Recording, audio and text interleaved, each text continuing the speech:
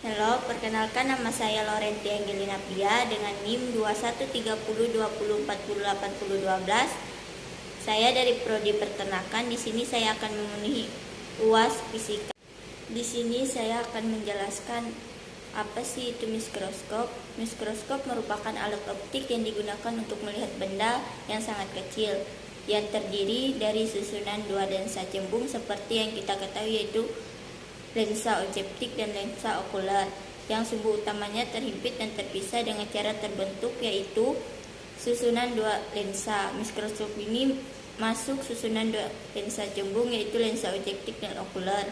Lensa objektif merupakan lensa yang dekat dengan benda preparat, sedangkan lensa okuler merupakan lensa yang dekat dengan pengamat. Jadi seperti yang kita lihat saat mengamati mikroskop, pasti kita akan mengetahui di mana ini lensa objektif dan lensa okuler. Jarak fokus lensa objektif lebih kecil daripada jarak fokus lensa okuler. FOB kurang lebih FOK. Bayangan akhir yang dihasilkan maya terbalik dan diperbesar. Adapun pembentukan bayangan mikroskop saat diamati oleh mata normal berekomendasi maksimum, dan pembentukan bayangan pada mikroskop saat diamati oleh mata normal berekomendasi. Lensa objektif 1 bagi FOB sama dengan 1 bagi SOB tambah 1 S absen OB MOB sama dengan min S absen OB per SOB. FOB sama dengan jarak fokus lensa objektif yang satuannya cm. SOB sama dengan jarak benda ke lensa objektif yang satuannya cm. S absen OB sama dengan jarak bayangan ke lensa objektif yang satuannya cm. FOK sama dengan jarak fokus lensa okuler yang satuannya cm. SOK sama dengan jarak benda ke lensa okuler yang satuannya cm. S absen OK sama dengan jarak bayangan ke lensa okuler satuannya cm. Adapun rumus umumnya MOK sama dengan SN per SOK. Adapun di mata normal tidak berekomendasi, S absen OK sama dengan tak terhingga. MOK sama dengan SN per FOK. SOK sama dengan FOK. MOB sama dengan pembesaran lensa objektif. MOK sama dengan pembesaran lensa okuler. TOS sama dengan pembesaran total mikroskop. SN sama dengan jarak titik dekat pengamat. D sama dengan jarak lensa objektif dan lensa okuler panjang mikroskop. Mata berekomendasi pada jarak X. S absen OK sama dengan min X. MOK sama dengan SN per FOK tambah SN per X. Rumus penghubung M total mikroskop sama dengan MOB tambah MOK. D sama dengan S absen OB tambah SOK. Khusus mata normal tidak berekomendasi. D sama dengan S absen OB tambah FOK. Rumus pada lensa objektif sama seperti lensa cembung biasa. Rumus pada lensa okuler sama seperti loop. Di sini saya akan melanjutkan, yaitu pembahasan materi yang kedua. Elastisitas adalah benda padat yang dapat berubah bentuk atau ukuran karena suatu gaya tetapi dapat kembali ke bentuk dan ukuran semula. Contohnya pegas dan karet gelang. Jika suatu benda tidak dapat kembali ke bentuk semula setelah gaya yang bekerja pada dihilangkan, benda itu dikatakan plastis. Contoh benda plastis antara lain plastisin, lumpur, plastik, permen karet, dan tanah liat. Untuk pegas dan karet yang dimaksud dengan perubahan untuk adalah pertambahan panjang. Perlu diketahui bahwa gaya yang diberikan juga memiliki batas-batas tertentu. Sebuah karet bisa putus jika gaya tarik yang diberikan sangat besar, melewati batas elastisitasnya. Demikian juga sebuah pegas tidak akan kembali ke bentuk semula jika regangan dengan gaya yang sangat besar. Jadi benda elastis tersebut memiliki batas elastisitas. Adapun di sini saya akan menjelaskan yang termasuk elastisitas. Yang bagian pertama yaitu hukum Hooke. Hukum Hooke terbagi menjadi dua. Yang pertama energi potensi, yang kedua susunan pegas. Susunan pegas terbagi menjadi dua, paralel dan seni. Dan yang bagian kedua modulus Young terbagi menjadi dua, tegangan dan regangan. Hukum Hooke. Robert Hooke, ilmu kebangsaan Inggris, menyimpulkan bahwa sifat elastis pegas tersebut ada batasnya dan besar gaya pegas sebanding dengan pertambahan panjang pegas.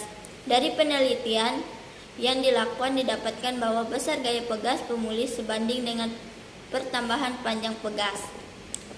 Lalu Hooke pada pegas, rumusnya F sama dengan min Kx. Persamaan ini sering dikenal sebagai persamaan pegas dan merupakan hukum Hooke. Hukum ini dicetuskan oleh paman Robert Hooke 1635 sampai 1703. K adalah konstanta dan X adalah simpangan. Konstanta pegas berkaitan dengan elastisitas sebuah pegas. Semakin besar konstanta pegas, semakin kaku sebuah pegas. Semakin besar gaya yang diperlukan untuk menekan atau merenggangkan pegas. Tanda negatif menunjukkan bahwa gaya pemulihan alias F mempunyai arah berlawanan dengan simpangan X. Ketika kita menarik pegas ke kanan, maka X bernilai positif, tetapi arah F ke kiri berlawanan arah dengan simpangan X. Sebaliknya, jika pegas bernilai positif ditekan, X berarah ke kiri negatif, sedangkan gaya F bekerja ke kanan. Jadi gaya F selalu bekerja berlawanan arah dengan arah simpangan X. Sebaliknya, semakin elastisitas sebuah pegas, semakin kecil konstanta pegas, semakin kecil gaya yang diperlukan untuk merenggangkan pegas. Modulus Young atau modulus elastisitas. Modulus Young didefinisikan sebagai antara tegangan stress dan regangan stress. Nilai modulus yang menunjukkan tingkat elastis suatu benda, semakin nilai modulus Young semakin besar pula tegangan yang diperlukan untuk merenggangkan benda. Modulus Young dirumuskan sebagai berikut. Modulus Young, perbedaan antara suatu tegangan terhadap regangan disebut modulus Young. Modulus Kettingen-Lier atau disebut juga modulus Young. Modulus Young E sama dengan tegangan tarik atau desak per regangan tarik atau desak sama dengan stress per strain. F sama dengan gaya tarik, LO sama dengan panjang mula-mula, A sama dengan luas penapang yang tegak lurus gaya, L sama dengan pertambahan panjang, E sama dengan modulus elastis, stress dan strain. Tegangan. Gaya persatuan disebut juga sebagai tegangan. Suatu tegangan adalah N per M kuadrat. Secara matematis ditulis tegangan sama dengan gaya per luas. Rangkaian pegas paralel. Jika rangkaian pegas ditarik dengan gaya sebesar F, setiap pegas akan mengalami gaya tarik sebagai F1 dan F2. Pertambahan panjang sebesar R1 dan R2. Secara umum konstanta total pegas yang disusul seri dinyatakan dengan persamaan K total sama dengan K1 ditambah K2 ditambah K ditambah titik-titik ditambah Kn, dengan Kn sama dengan konstanta pegas K kurang N.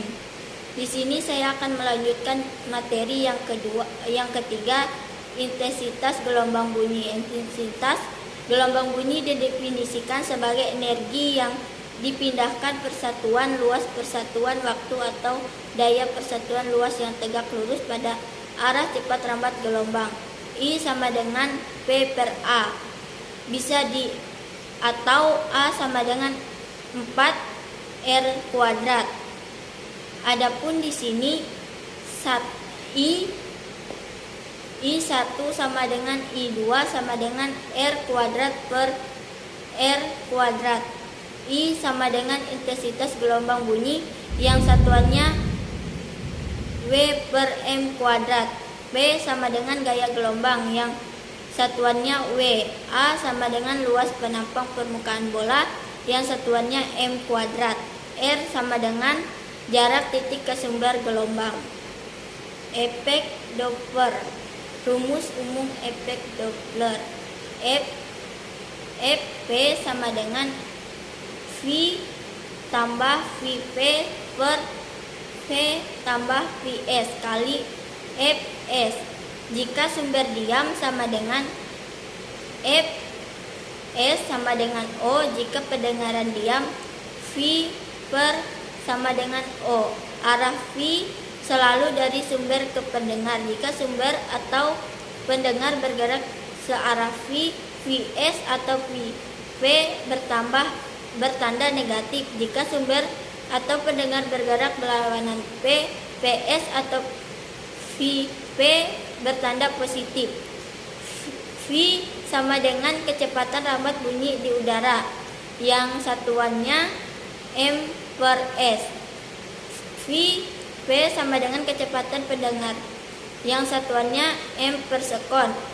V per S sama dengan kecepatan sumber bunyi yang satuannya M per sekon.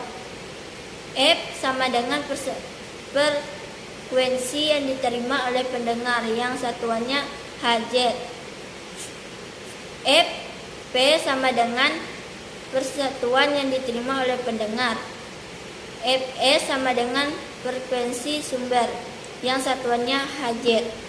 Rumus umum efek Doppler.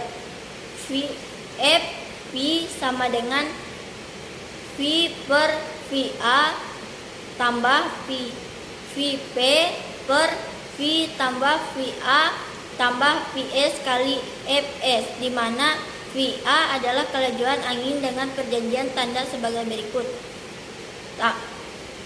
Positif Va jika angin mengarah dari sumber bunyi menuju pendengaran.